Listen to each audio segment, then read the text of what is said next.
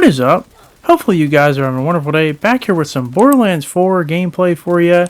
And nothing puts me in a good mood more like going back to the roots of this channel and actually producing some Borderlands legendary content. So I thought about it for a good hot minute and I figured, what would be the first best legendary video to do for this game? And after thinking about it, I figured, you know what?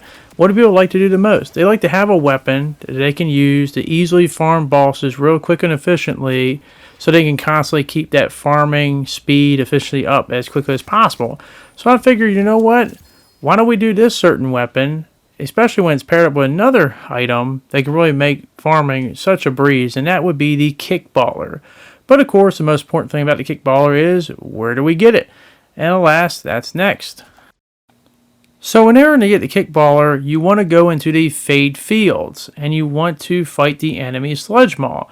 In order to unlock this, you will have to do the side quest Null and Void, as well as the follow-up quest all charged up, which will lead to eventually fighting Sludgemaw. And after that, you can constantly go back to him and constantly farm him.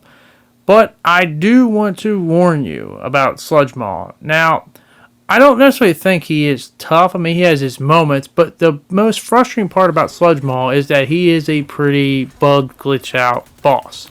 And what I mean by that is he will constantly hide in the ground a lot of times and might not attack you for a good while, or he might sometimes spawn right inside of you where you get stuck and etc. And sometimes you might not actually see him even though he is up and attack you at the same time. Like you hear him, you feel him hitting you, but you don't see him until you get a certain close distance towards him. So he's a little bit of a bugged fight. Not to mention that when he goes in the ground, a lot of the ailments you have on him, they disappear instantly, so you're not going to get that extra effect even when he is burrowing underneath the ground. So Sludgemaw, he can be a little bit of a frustrating experience. But one cool thing to note, that if you stand at the perfect distance where he can't actually hit you, but he'll keep trying to swing at you, and you can stay in this position all day long to eventually he dies. A little tip for you just to help out this little bit of a frustrating experience. But eventually, he will drop. He drops a few legendaries, but the one we want is the Kickballer. But it's not just the Kickballer I want. I want a specific one. I want the one with the Jacobs attachment where it can ricochet if you hit critical hits on it, which is going to be a key factor into what makes this whole combination I'm going to show you pretty absolutely devastating. In fact, it took so long for me to get this attachment part of the Kickballer.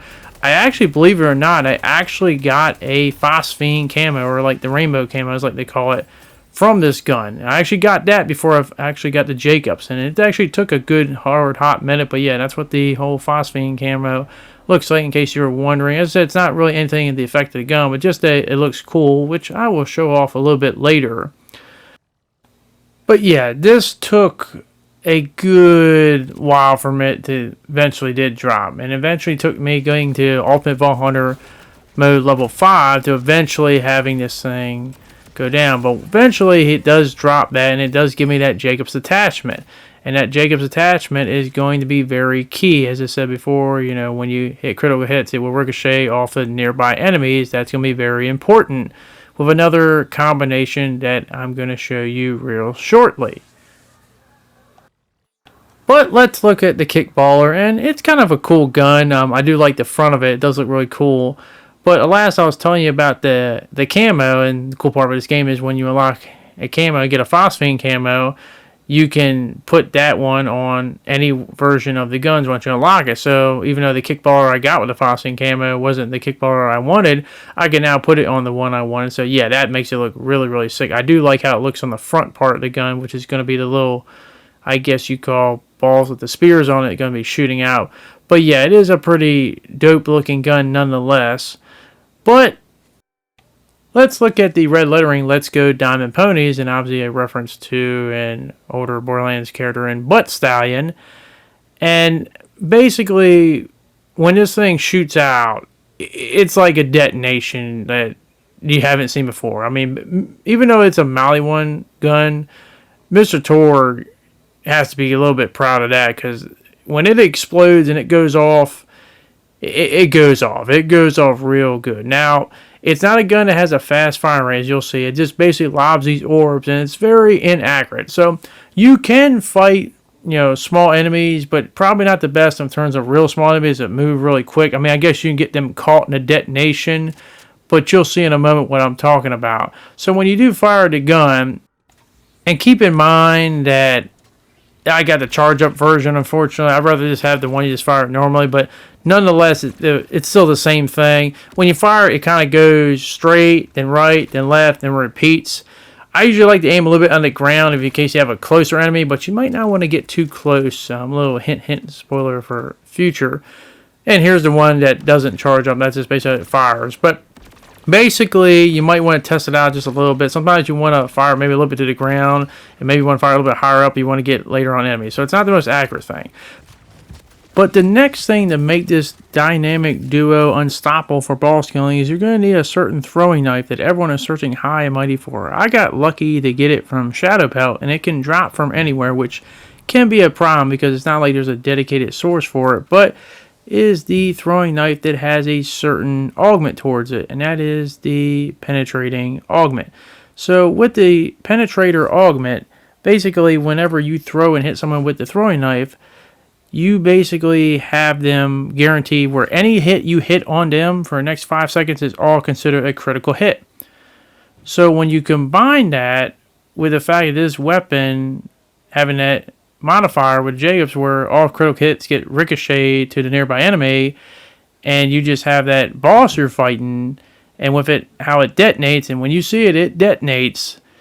It's a very, very devastating combination. So I definitely would get the most value out of it right now, because I don't know if it's going to be something that lasts or not. But how devastating is this combination? Well, just watch. Here's the final boss, the Timekeeper.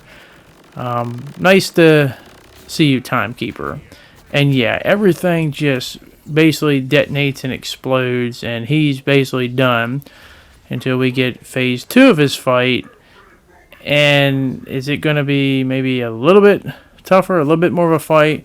Well, I guess it lasted a little bit longer, but other than that, yeah, it's basically the same thing. And you just have all these projectiles shooting out anywhere, and he's just constantly getting destroyed and damaged. But keep in mind, I'm sticking my distance away from him, and I'll tell you why in a moment. But the only thing that was disappointing about this whole fight here is that even though this is on Ultimate Vault Hunter level 5, I don't really see this loot. Like, really? That's it? That's it? Well, maybe the game is just not happy with me using that combination. I don't know, but that's pretty damn pathetic. But I did tell you that you might want to keep your distance when you detonate that, because this gun does have a double-edged sword effect. And that is this. I prefer fighting a boss in a big open area where you have room to get back. But let's just say that you're in a situation where you are fighting enemies close up. And that is where you get to your next problem. You do not want to be anywhere near the blast radius when you fire this thing off, because if it goes off anywhere near you, you're basically going down. Like, you definitely do not want to do this. And in this situation, I went down, went up, and then went down again, because this thing will just keep detonating and just blowing everything in its path up. So whenever you fire that thing off, you definitely want to be away from the crossfire. So I wouldn't prefer fighting in a closed door predicament. And here in this situation, you can definitely do some work against it, but it takes a while and takes hard to get used to the accuracy and then trying to basically predict how the shot's going to fire. I definitely still prefer fighting a big boss, but you can do it on if there's a bunch of mooks of enemies in front of you. But it definitely is your go-to combination for some boss farming in case you need that legendary item or something. Just try to stay out of the blast radius. That's why I recommend having a big arena where you can jetpack out there, because the closer you are to it, the more likely you're going to get down. But that is going to be it for this video. As I said, I'm really happy to be able to produce more Borderlands content. This game put me in a very good mood and kind of brought me back my love, back to my roots of Borderlands. And I hope to be able to do more legendary videos for you guys in the future. Thanks, and I'll see you guys on the next one. Peace.